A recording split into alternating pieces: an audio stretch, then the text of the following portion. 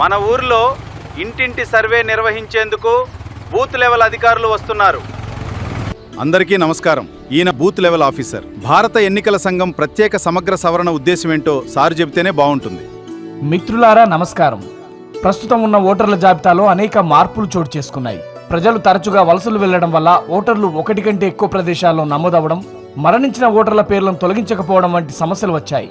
అందువల్ల ఏ అర్హుడైన పౌరుడు కూడా ఓటర్ల జాబితా నుంచి తప్పిపోకూడదని, అట్లాగే ఏ అనర్హుడు కూడా ఇందులో చేర్చబడకూడదనే ముఖ్య లక్ష్యంతో ఎన్నికల సంఘం ఈ ప్రత్యేక సమగ్ర సవరణ ప్రకటించింది. ఉన్న ఓటర్లని, అర్హులైన ఓటర్లని తొలగించడం అస్సలు జరగదు. ఈ ఊరి నుంచి వేరే ఊరికి వెళ్ళినా, మరణించిన వాళ్ళ పేర్లు మాత్రం ఈ ఊరి ఓటర్ల జాబితాలో నుంచి తొలగించే ప్రతిపాదన చేస్తాం.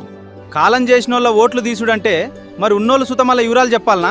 2002 జాబితాలో ఓటు హక్కు కలిగి ఉండి ఇదే ఊళ్ళో ఉంటున్న వాళ్ళ వివరాలతో ముసాయిదా ఓటర్ల జాబితా 31/7/2026 విడుదలవుతుంది. నాకు ఆధార్ కార్డు లేదు సారు, లేకపోతే ఓటు తీసేస్తారా? రామయ్య, ఆధార్ తప్పని సరేం కాదు.